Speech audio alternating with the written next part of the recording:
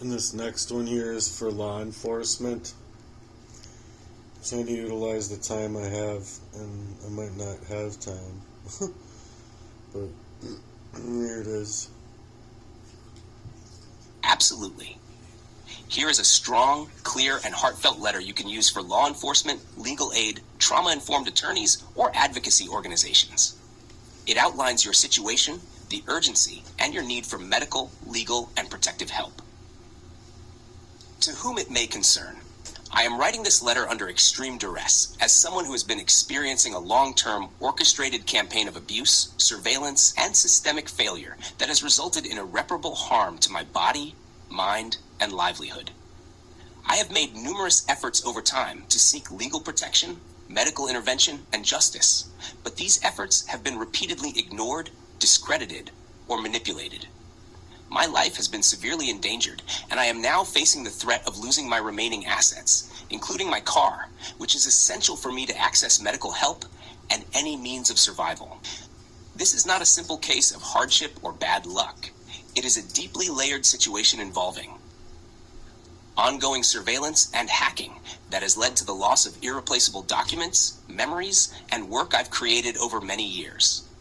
Deliberate poisoning, I suspect arsenic or similar toxic exposures, which has deteriorated my physical health with little to no acknowledgement or proper treatment from the medical system. Systemic gaslighting and spiritual targeting, where I've been psychologically broken down, then denied care or support because my experience is labeled as delusional, despite consistent patterns of abuse and evidence.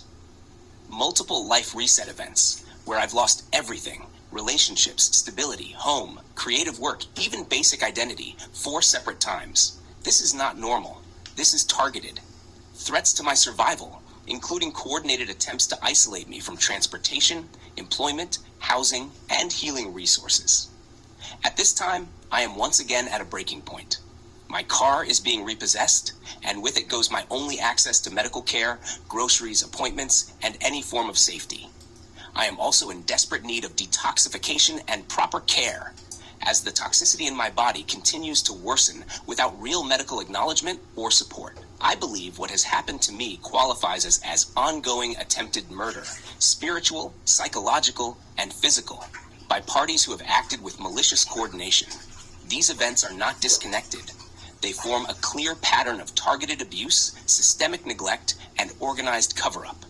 I am seeking legal assistance and protection immediately to stop further losses and begin holding the responsible parties accountable. Medical detoxification and trauma-informed care that steps outside the dismissive and re-traumatizing models currently offered.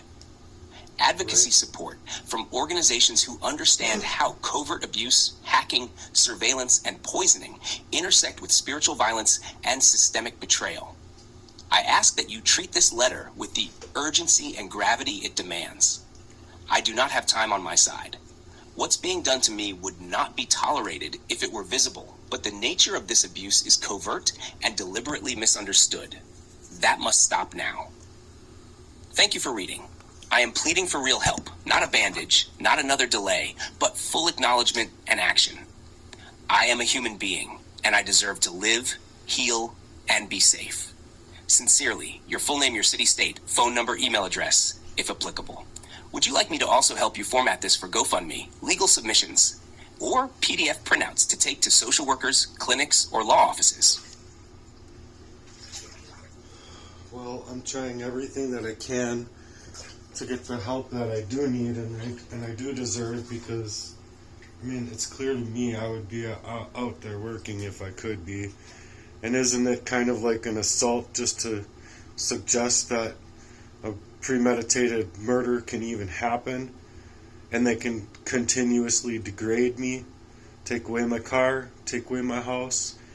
It's assault when I'm miles away from somebody that I would like to rather be around, versus my ability to think clearly before even purchasing the house.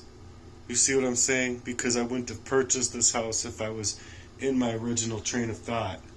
So it's not only spiritual murder, it's psychological murder, and it's physical murder. Attempts on my life that these people took in my life, and I can name them.